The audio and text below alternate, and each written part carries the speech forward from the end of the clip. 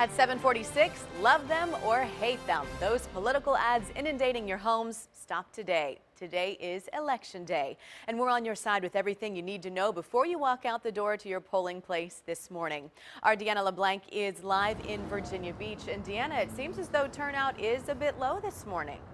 Yeah, Katie, I'm here at the Kempsville Church of Christ, and so far it's been off to a slow start. I just spoke with a volunteer inside who tells me in the about first 2 hours since polls opened at 6 a.m., they've had about 140 voters. Now, he put that in perspective for me. He said they had 140 voters in the first half hour last year. Last year was a presidential election, and we do know that it is still early, but these numbers are starting to line up with what state election officials predict for a low voter turnout this year in the Commonwealth.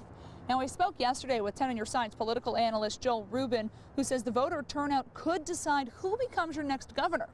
He says in non-presidential election years, historically turnout is lower, and the lower the turnout, the better the chances Ken Cuccinelli, the Republican candidate, will win.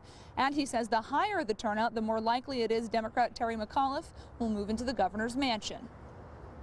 McAuliffe supporters are basically coming out because they really do not like Cuccinelli.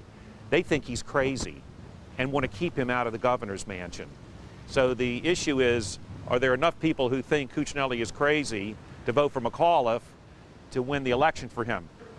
Now, interestingly, McAuliffe leads by 6 points in the polls, but Rubin says more Republicans vote in non-presidential election years, so this race is certainly far from over. And if you are planning to head out this morning to the polls or later today, here's what you need to know. In Virginia, you need to have a valid form of identification or you won't be able to vote. Now, that counts as a driver's license, a military ID, or a voter registration card. Polls across the Commonwealth are open, and they will stay open till about 7 p.m. As long as you're in line by 7 p.m., you should be able to cast your vote.